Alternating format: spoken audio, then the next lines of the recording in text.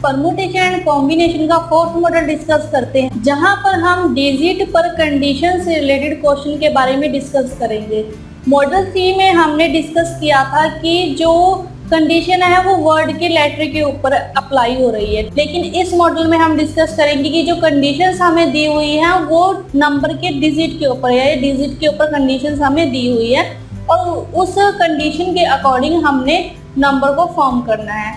तो आइए इससे रिलेटेड एग्जांपल करते हैं। फर्स्ट एग्जांपल है यहाँ पे, how many 6 digit number can be form with the digit 2, 3, 5, 7, 8 and 9 when. First condition है रेपिटेशन इज नॉट अलाउड और सेकंड कंडीशन है रेपिटेशन इज अलाउड। ठीक है, तो हमने 6 डिजिट नंबर है हमारे पास 2, 3, 5, 7, 8 एंड 9। ठीक है, डिजिट दिए हुए और इन डिजिट से हमें 6 डिजिट नंबर फॉर्म करने हैं। तो हम कितने नंबर फॉर्म कर सकते हैं और कंडीशन हमें दी हुई है। फर्स्ट है कि जो डिजिट की रेपिटेशन है, जो रिपीट होगा नंबर, वो अलाउड नहीं है और दूसरे में है कि जो नंबर रिपीट हो सकता है। ठीक है, फर्स्ट कंडीशन में नंबर डिजिट रिपीट नहीं हो सकता, सेकंड कंडीशन में जो डिजिट है वो रिपीट हो सकता है। ठीक है, तो आइए इसको देखते हैं कि हम कैसे सॉल्व करेंगे। अब हमारे पास 6 डिजिट है और डिजिट नंबर हमने फॉर्म करने हैं। ठीक है, 6 डिजिट है हमारे पास 2, 3, 5, 7, 8 एंड 9। ठीक है, अब हमारे पास 6 डिजिट है और 6 डिजिट नंबर ही फॉर्म करने हैं। तो अगर हम जनरली इस क्वेश्चन को करें तो हमारे पास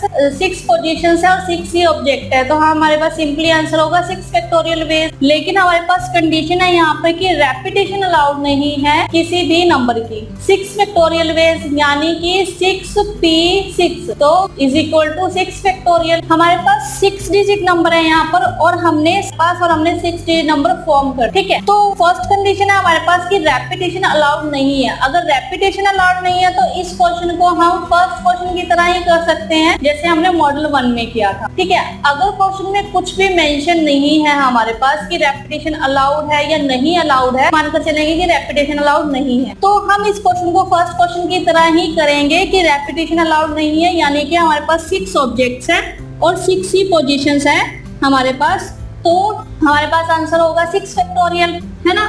6 ऑब्जेक्ट है और पोजीशंस भी 6 है, तो हम इनको अरेंज कर सकते हैं 6 फैक्टोरियल वेज में, यानी कि 6p6 वेज में ये भी होता है 6 फैक्टोरियल। जब n इक्वल हो r के तो हमारे पास आंसर होगा n फैक्टोरियल। तो n भी 6 है, r भी 6 है और हमारे पास जो आंसर आया वो है 6 फैक्टोरियल।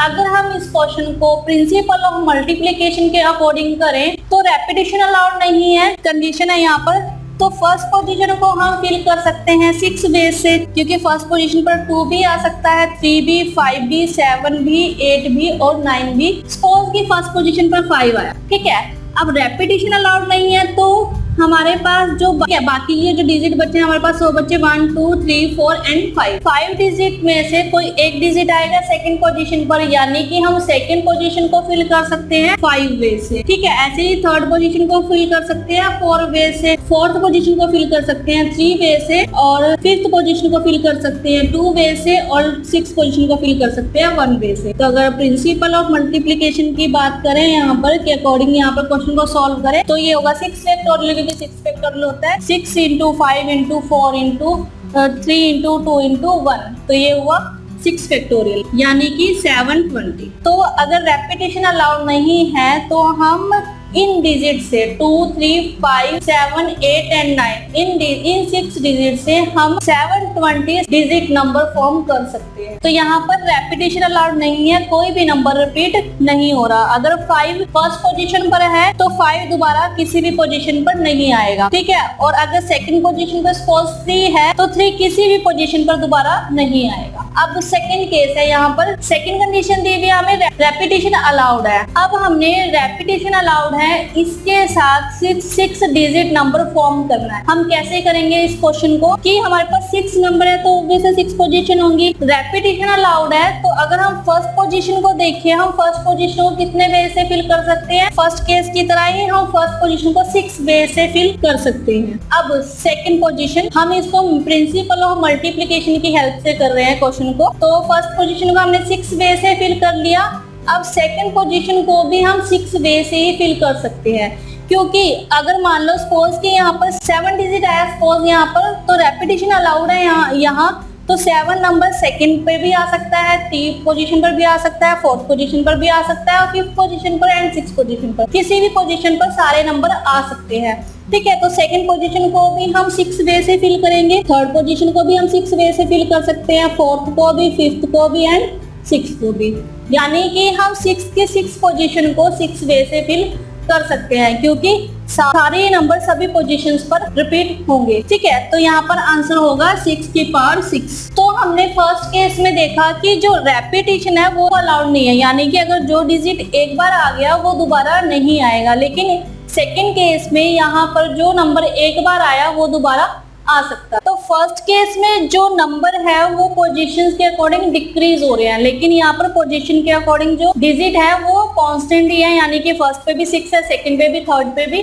ठीक है, लेकिन यहाँ पर डिक्रीज हो रहे हैं, 6, 5, 4, फिर कम हो गए 3, फिर 2, 1 है ना, ये डिक्रीज हो रहे हैं यहाँ पर। ठीक है, अब हम जानते हैं कि इन दोनों में क्या डिफरेंस है। सपोज कि हमारे पास नंबर है कोई, सपोज 7 7 7 7 7, ठीक है, फेंटा 7 हमारे पास नंबर है। अब इस केस में हमारे पास रेपिटेशन अलाउड है, लेकिन जो फर्स्ट केस है वो इसके लिए रॉन्ग है। ठीक है, ऐसे ही हम और नंबर की बात कर लेते हैं, सपोज 2 2 3 2 2, ठीक है, 4 4 4 4 4, ठीक है, ऐसे ही सपोज की 4 3 4 3 4 3। ठीक है, तो हम नंबर को रिपीट कर सकते हैं यहाँ पर कि हमने 5 डिजिट कोई नंबर सपोज बनाना था तो हम इस तरह से नंबर्स को बना सकते हैं। लेकिन फर्स्ट केस में क्या होगा कि अगर 2 3 5 7 8 एंड 9 ये कोई एक नंबर है तो दूसरा नंबर क्या होगा, 3 2 5 7 8 9, है ना, या फिर हो सकता है 5 7 3 2 8 9, या हो सकता है 9 8 7 5 3 2, है ना। ठीक है, तो यहाँ पर कोई भी नंबर दोबारा रिपीट नहीं हो रहा है, एक नंबर एक ही बार आया है। तो 720 नंबर हम यहाँ पर फॉर्म कर सकते हैं 6 डिजिट के, जहाँ पर रेपिटेशन अलाउड ना हो, और हम जो रेपिटेशन अलाउड हो तो हम 6 की पावर 6 नंबर फॉर्म कर सकते हैं।